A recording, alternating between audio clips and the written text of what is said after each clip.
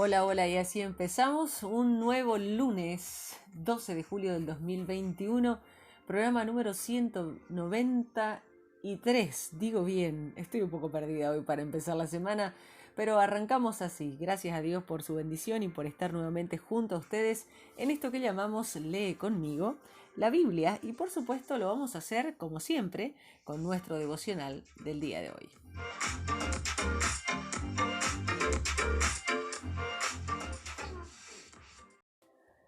Y nuestro devocional se titula ¿Cómo vivir en las relaciones correctas?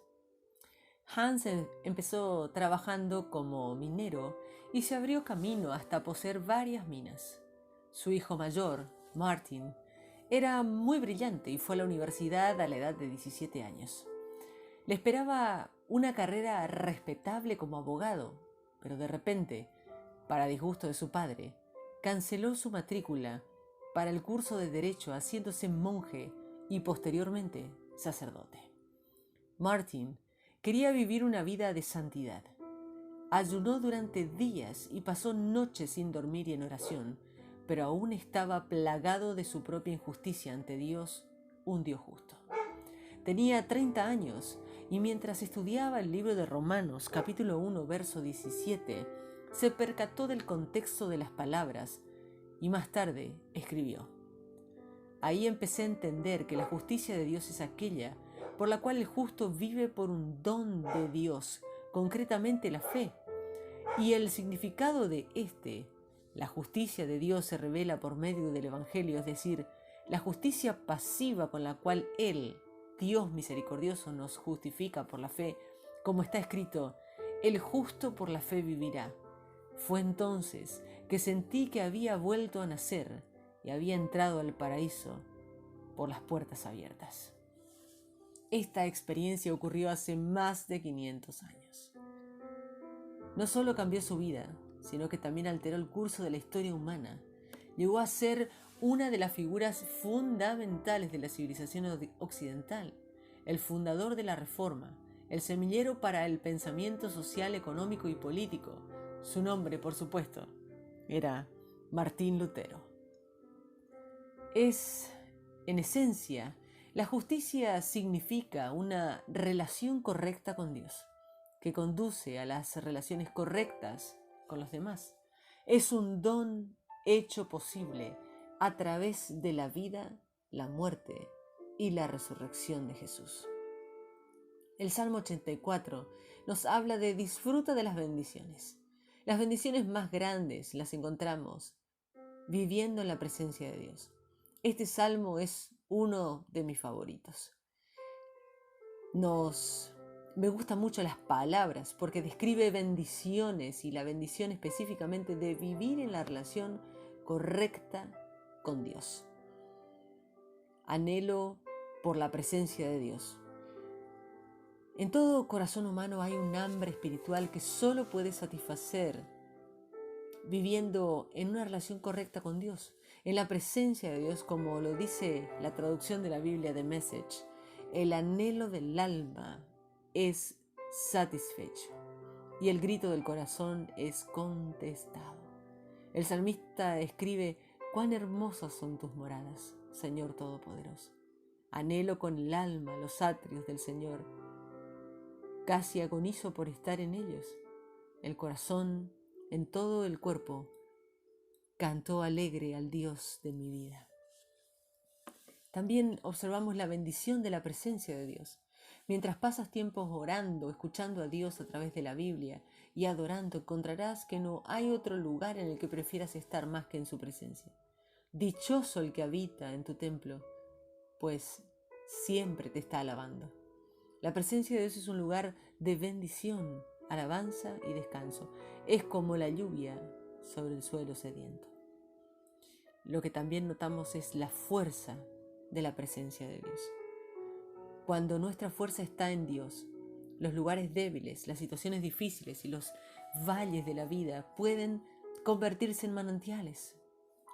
En este momento, cuando extraes tu fuerza de Dios, te concentras pasando de poder en poder, como dice el verso 7. En el Antiguo Testamento Dios hizo el tabernáculo y el templo el lugar de su presencia, mas ahora por medio de Jesucristo Dios habita y está presente por su Espíritu en la iglesia, como dice Efesios capítulo 2, verso 22, y en nuestros cuerpos, como lo declara Corintios capítulo 6, verso 19. Romanos capítulo 1. Recibe el don. No puedes hacer nada para ganar o merecer el amor de Dios. Lo recibes como un don, como un regalo. Jesús te ha hecho justo. A través de su vida, muerte y resurrección puedes vivir en una relación correcta con Dios. ¿Cómo es que la historia del mundo tomó una nueva dirección a causa de la vida y muerte y la resurrección de Jesús? ¿Cómo fue afectada de una manera eterna la vida de cada hombre y mujer y niño en el planeta? En este documento fundamental de teología cristiana, escrito alrededor del año 59 después de Cristo, Pablo es quien se encuentra a sí mismo con Jesús resucitado y toma el hecho, un testimonio de vida, muerte y resurrección de Jesús de Nazaret y reflexiona acerca de sus implicaciones. Parece que el establecimiento de una comunidad cristiana en Roma no se produjo por cuenta de una organización evangelizadora, sino por la presencia de los cristianos en el lugar de trabajo, cumpliendo con sus deberes seculares ordinarios. Si trabajas en un lugar secular, puedes tener un impacto tan grande como el de cualquier evangelizador que trabaja a tiempo completo. Pablo anhela ver a sus amigos en Roma. Son principiantes, inexpertos, pero Pablo tiene la humanidad de reconocer que aprenderá algo de ellos, así como ellos aprenderán de él. Quiero alentarlos a todos en la fe, pero también me gustaría recibir el aliento de la fe de ustedes, dice en el verso 12. Me he dado cuenta de que cada grupo pequeño en las iglesias es un lugar de aprendizaje, tanto de los invitados como de ellos hacia nosotros. No solo los que están fuera de la iglesia necesitan escuchar el Evangelio. Pablo está ansioso por predicar el Evangelio a la comunidad cristiana de Roma. Conoce bien la tentación de avergonzarse. Puede ser tan fácil permitir que nuestros temores y preocupaciones respecto a lo que otros piensan de nosotros nos detengan a la hora de hablar de Jesús. Sin embargo, Pablo escribe: no me avergüenzo del Evangelio, pues es poder de Dios para salvación de todos los que creen. También conoce el poder asombroso del Evangelio para transformar las vidas tanto de los judíos como de los gentiles. No hay mayor privilegio que predicar el Evangelio, porque en el Evangelio se revela la justicia que proviene de Dios, la cual es por la fe de principio a fin. Pablo no contrasta esto con el Antiguo Testamento, sino que apoya su argumento con el Antiguo Testamento, tal como está escrito, dice Pablo: el justo por la fe vivirá. Pablo va a predicar mucho más acerca de esta justicia de Dios. La buena noticia, el Evangelio, es que Dios nos ha permitido vivir en esta relación correcta con Él. Esta justicia viene de Dios. Es su don o regalo para ti. No puedes ganártelo, lo recibes por fe. Ya no vives bajo la culpa y condenación. Nada puede separarte del amor de Dios hacia ti. Segunda de Reyes, capítulo 23 y 24, nos habla sobre continúa obedeciendo. Dios siempre ha querido que su pueblo viva en una relación correcta con Él. Esta relación se describe en términos de un pacto. Dios había rescatado a su pueblo de Egipto, se comprometió totalmente con ellos y luego lo describió como que podían mantener una relación correcta con Él. Les entregó los mandamientos para mantener una relación correcta con Él y con los otros. El propósito de estas leyes era permitirles prosperar. Leemos una y otra vez en el Antiguo Testamento cómo el pueblo no obedecía aquellas leyes y como resultado llegó el desastre. De vez en cuando puede verse un rayo de esperanza cuando ellos se comprometían de nuevo con aquella relación del pacto de Dios. Uno de estos destellos de esperanza aparece en el reinado de Josías después de que se puso de pie junto a la columna y en presencia del Señor renovó el pacto. Se comprometió a seguir al Señor y a cumplir de todo corazón y con toda el alma sus mandamientos, sus preceptos y sus decretos, reafirmando así las palabras del pacto que están escritas en ese libro. Y todo el pueblo confirmó el pacto.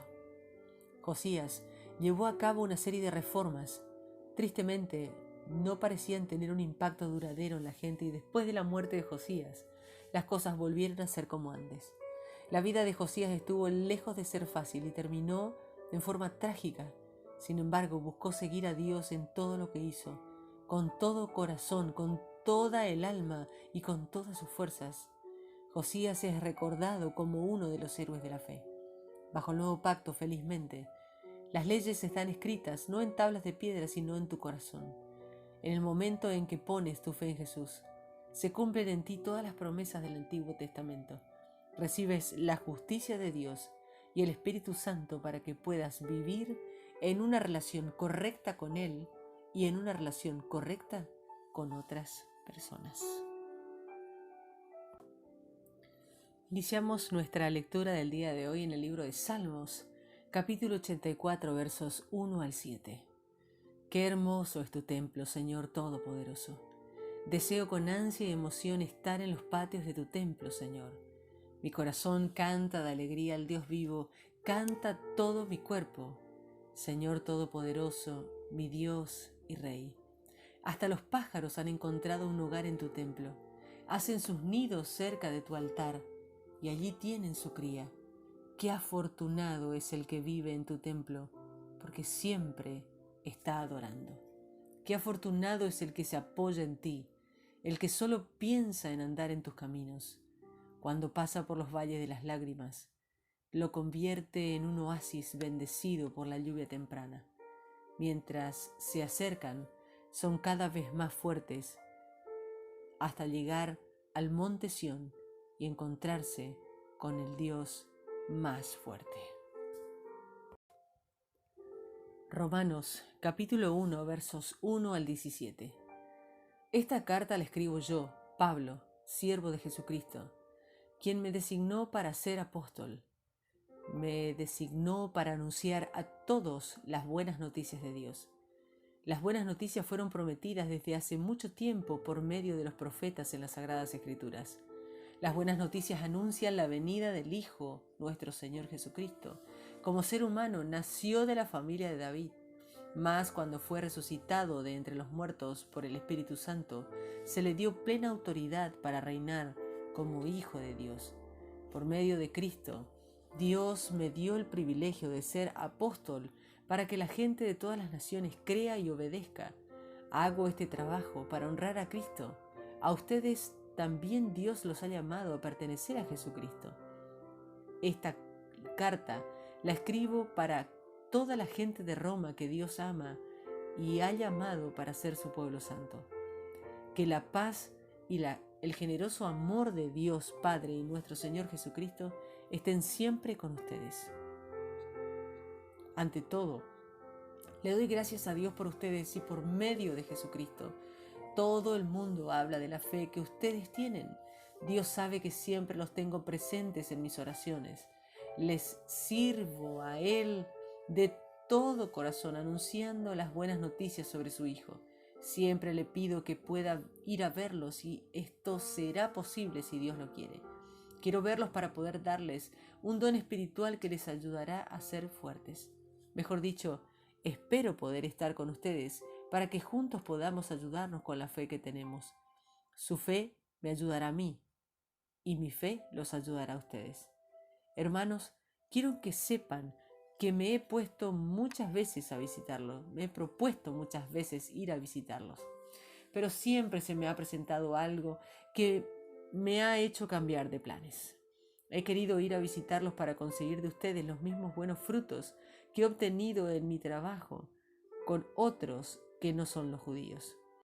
Tengo que servir a todos, a los cultos e incultos, a los sabios y a los ignorantes. De ahí mi gran deseo de ir a anunciarles las buenas noticias también a ustedes que están en Roma, pues no siento vergüenza de la buena noticia acerca de Cristo. porque es el poder de Dios que Dios usa para salvar a todos los que creen en Él. Se anunció primero a los judíos, pero ahora también se anuncia a los que no son judíos. La buena noticia acerca de Cristo revela el plan de Dios para traer justicia al mundo entero. Se está extendiendo de los que creen y a los que van a creer, como está escrito: el aprobado por Dios, por la fe, vivirá. Segunda de Reyes, capítulo 23. El rey Josías mandó llamar a todos los ancianos líderes de Judá y de Jerusalén, citándoles a una reunión. Entonces el rey fue al templo del Señor con toda la gente de Judá, los habitantes de Jerusalén, los sacerdotes, los profetas y todo el pueblo, desde el más pequeño al más importante. Allí el rey les leyó en voz alta el libro del pacto que había sido encontrado en el templo del Señor. Luego, el rey, de pie junto a su columna, hizo un pacto con el Señor, comprometiéndose a seguir al Señor y obedecer sus mandamientos, el pacto y sus condiciones.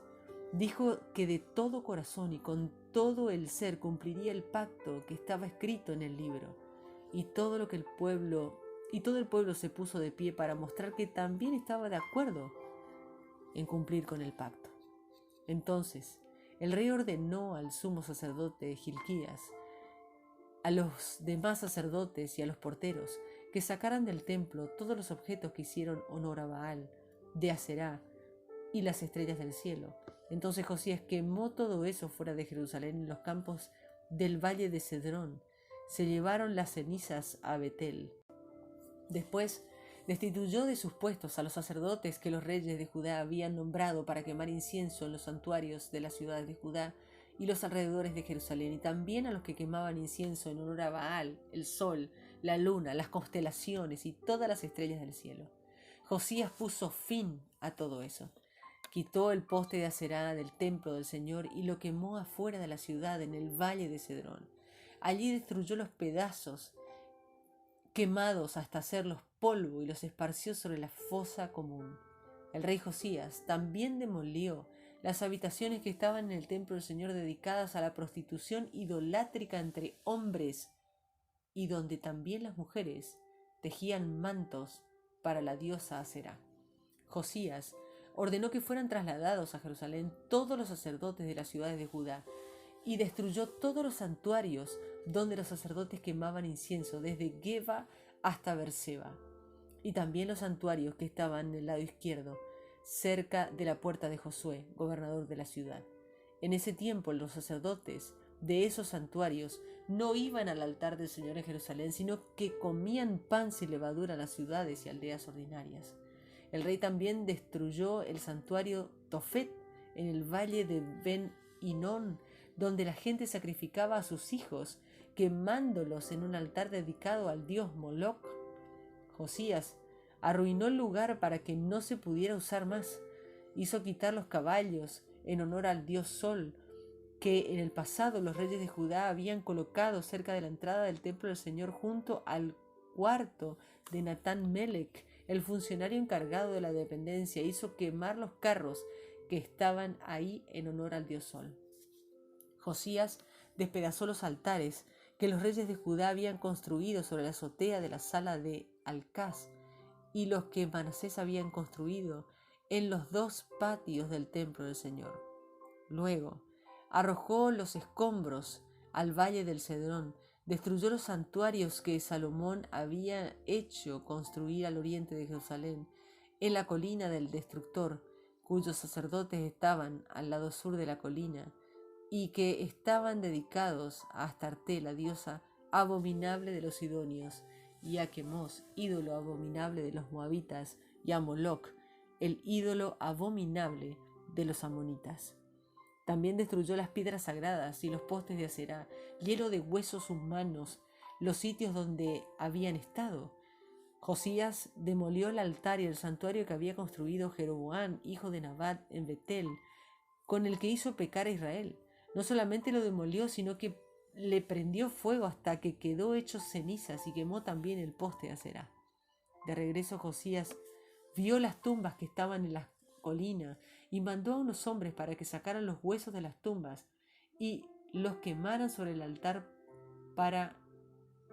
contaminarlo, cumpliendo así el mensaje que el Señor había dicho el hombre de Dios contra el altar cuando Jeroboam estaba ante el altar en la fiesta.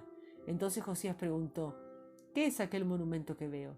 La gente de la ciudad le respondió: es la tumba del hombre de Dios que vino de Judá, el que predijo todo lo que usted ha hecho al altar aquí en Betel.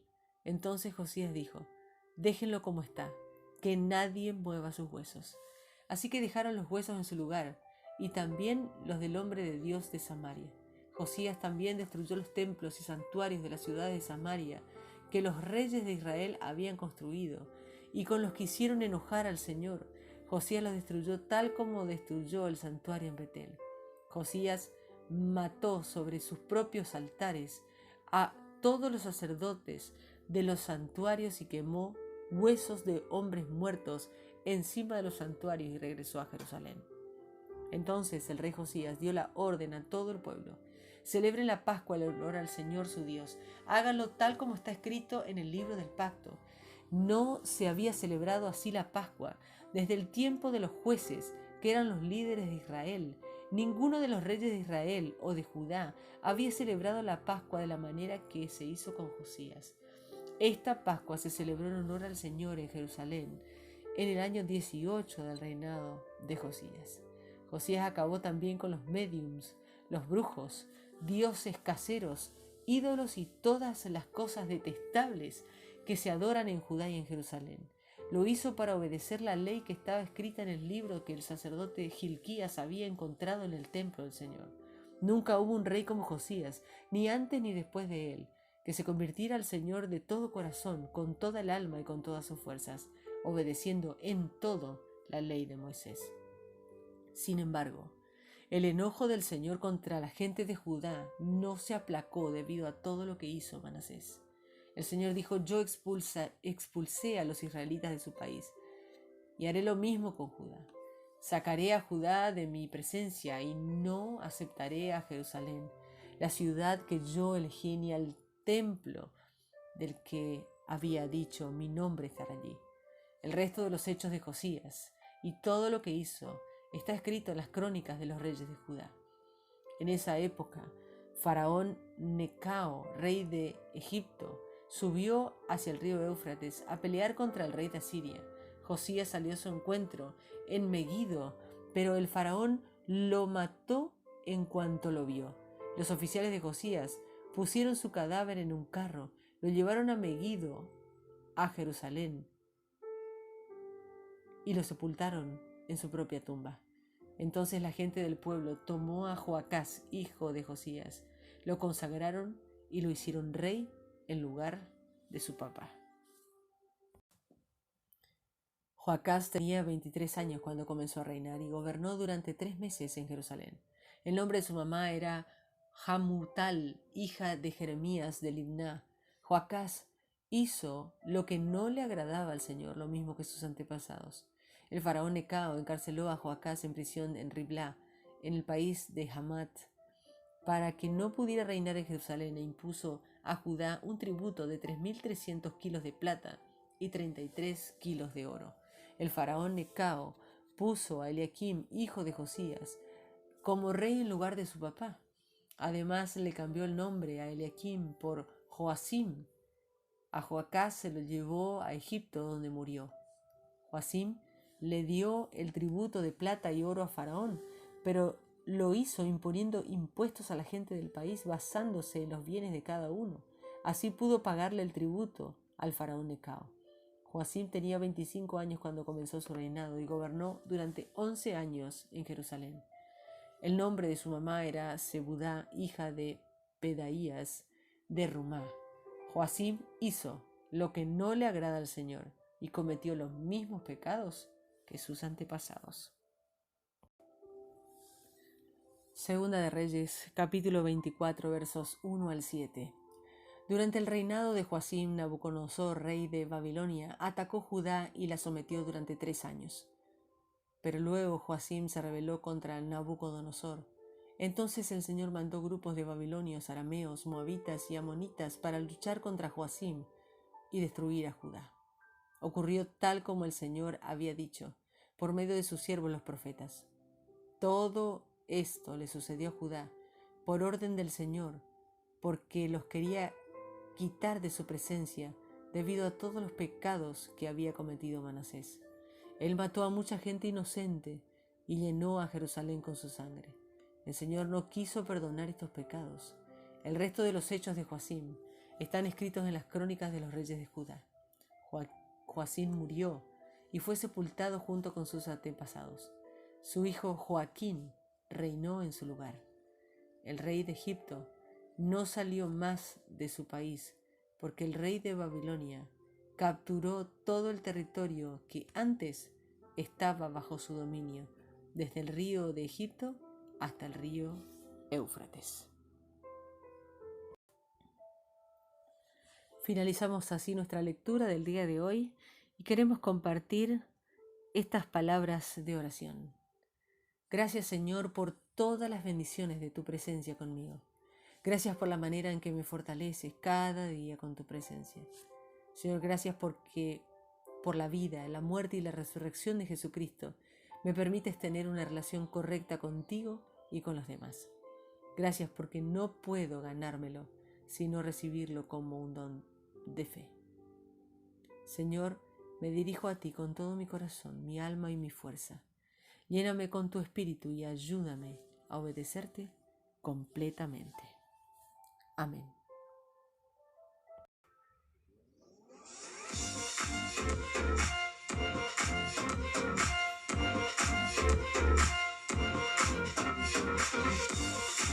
Y así hemos llegado al final de nuestra edición de hoy, lunes 12 de julio del 2021. Este es nuestro programa número 193. Estamos a poquitos días de cumplir nuestros 200 programas y nuestro objetivo que cada vez se ve mucho más cercano. Gracias a todos ustedes, un gran abrazo, una bendecida semana para todos y por supuesto nos volveremos a reencontrar mañana, si Dios así lo permite, en otra edición de Lee conmigo la Biblia. Bendiciones.